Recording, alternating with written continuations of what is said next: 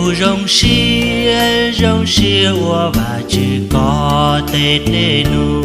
Cụ rong xia chỉ có khai cụ. Cụ rong xia sẽ do có khai cụ mù cho sàn tu tư. Cụ rong xia lòng lòng có thể hay.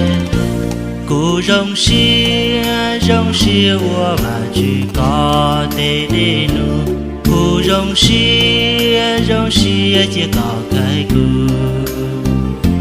Cụ rong xia sẽ do yun chỉ cái gió như lò tao rong. Cụ rong xia lỡ ua cả tê đê nu. Chúa Giêsu cụ cha cả ua từ cho. Thọ có bàn của cụ tàu xiên đê. Thọ có thơ cụ lưu ru của khó. Hà bàn cụ ua là có lưu xiên nhia.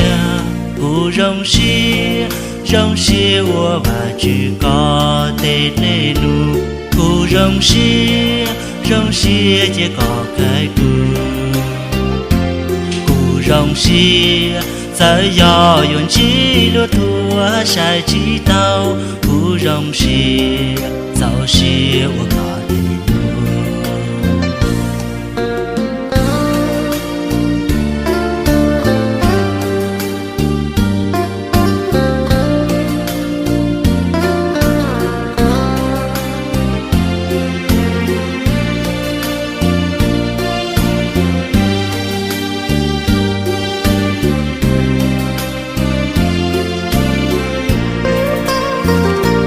Chúa Giêsu cụ cha cả ua từ cho.